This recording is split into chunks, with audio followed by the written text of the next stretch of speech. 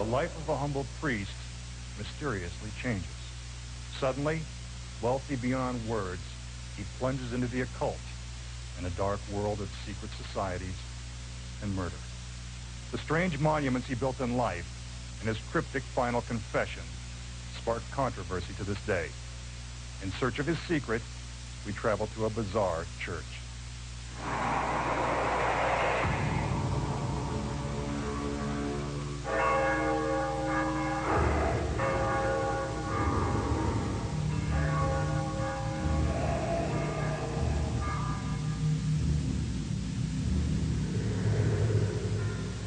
I'm in rennes-le-chateau, France, in one of the oddest churches in Europe, perhaps the world. Boyd Rice is an author and researcher into the mystery of rennes-le-chateau. At the end of the 19th century, there was a parish priest named Rennes-le-Chateau who was redecorating his church here, and he made a discovery in this Visigothic pillar. While working in the church, Saunier removed a crumbling piece of the altar, discovering a secret compartment that contained parchments.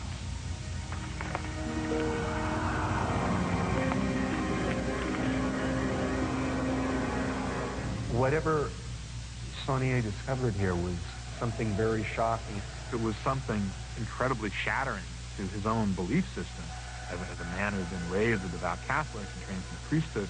And in those days, of course, they had to keep this information so secret because otherwise they would be killed. Many experts believe that the papers contain shocking proof that Jesus Christ did not die on the cross, a notion blasphemous to most Christians. The young priest took his discovery to church authorities in Paris. When he returned, he said nothing of the parchments or their possible meaning. However, he began spending enormous amounts of money, the source of which was unknown. Virtually overnight, he began living in a very kingly fashion. He spent millions of dollars building the buildings around here, redecorating the chapel. It's my belief that he was paid off by the Catholic Church. The secret was so important that the Catholic Church actually paid a huge amount of money to keep him quiet. Was Saunier blackmailing the church with information that could ultimately destroy it? According to some, his bizarre renovations of the church indicate that this may be true. The last of the Stations of the Cross shows the traditional image of Christ's body being put into the tomb. But there is a full moon in the painting, and the Gospels state that Christ was put into the tomb during the day. And why does it depict this scene happening in the middle of the night?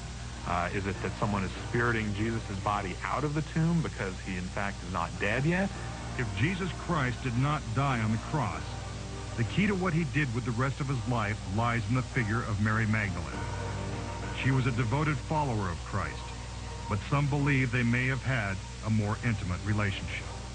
Many people believe that Mary Magdalene came here to Languedoc region of France and had a dynasty of kings who were the offspring of Christ. These people became kings throughout Europe. They became monarchs of the world.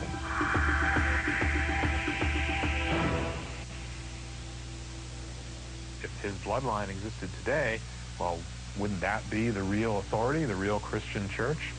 So, presumably there would have been a rivalry between the two. Some researchers believe that these descendants of Christ ruled Europe for 1,000 years, until the Catholic Church succeeded in a campaign to eliminate them from power. If the Catholic Church had purchased Saunier's silence about the line of kings descended from Christ, the priest's next renovation seems to be a calculated attempt to offend the Church.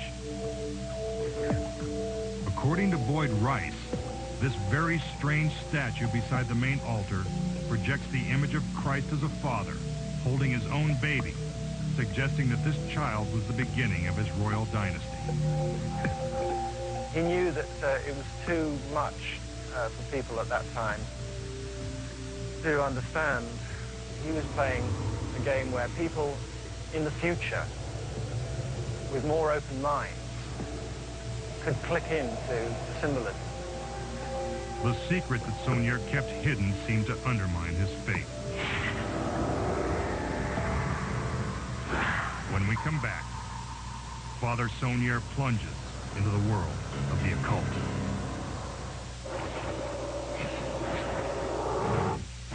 Every world.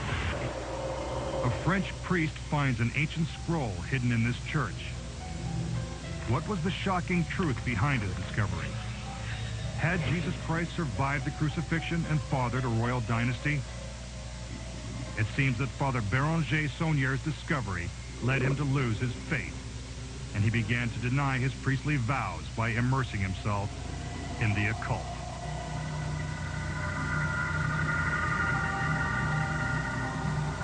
If he found evidence that Jesus didn't die on the cross, or that he was married to Mary Magdalene and had children, you could see where this would rock his world. It could be he went through some sort of spiritual crisis, and these occult groups take advantage. It is believed that Saunière is initiated into the occult group, and that soon after, he takes another critical step in his journey towards scandal and blasphemy. He starts having a relationship, even though he's a priest, he starts having a probably sexual relationship with this opera singer named Emma Calvet, who was very, very famous at the time and also a member of these occult groups. Saunière soon commissions bizarre renovations that may reflect Emma Calvet's influence and his involvement with the black arts. A grotesque demon with bulging eyes, devil horns, and a horrified expression is installed by Saunière to stand guard at the entrance of the church. And he also inscribed in Latin over the entrance the Latin words for "this place is terrible," which seems an odd thing for a priest to put on the entrance of his own church. Some accounts indicate that Saunière's descent into decadence is rapid. He constructs the Via Betania, a lavish private residence where he enjoys frequent visits from the intoxicating Emma Calvet. She continues to weave her irresistible occult spell. Saunière's vow of chastity is now a memory. Saunière begins to host wild parties. It's here that Saunière possibly meets with the living descendants of Jesus Christ. Many believe that the occult societies were hiding and protecting these royal heirs as they waited for their chance to rule once again. The atmosphere around rennes-le-chateau begins to turn ominous. Father Antoine Gélis was one of Saunière's closest associates. Some believe that relations between the priests had become strained. On All Saints' Eve, November 1st, 1897, Father Gélis was reading in his room when he was attacked with an axe and brutally murdered.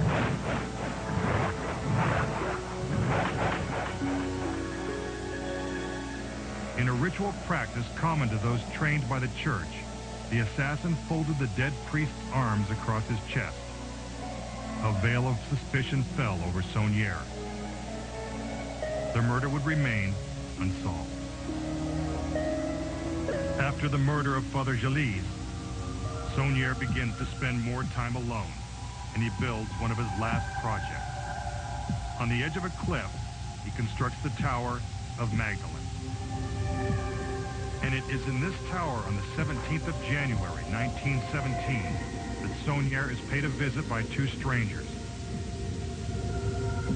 Hours later, he is found unconscious on the floor. Doctors called it a stroke. Oddly enough, the church housekeeper had ordered a coffin for him the week prior. Fearing that the end is near, Saunière asks that an old friend, Father Rivière, give him the last rites and hear his confession. Father Rivière was shocked at what was revealed and refused to grant his friend absolution. 2 days later, Father Béranger Saunière passes from the mortal realm and is later buried on the grounds at Rennes-le-Chateau. What did Saunière confess on his deathbed that so horrified Father Rivière? Was it Saunière's blasphemous involvement with the occult? Did Saunière admit knowledge of the heinous and barbaric murder of fellow priest Antoine Gélis? Or did Saunière shake Father Rivière's faith by sharing the secret that led Saunière down his own dark path?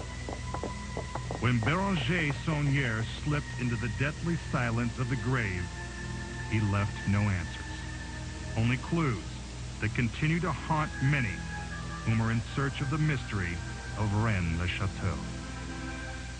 Next.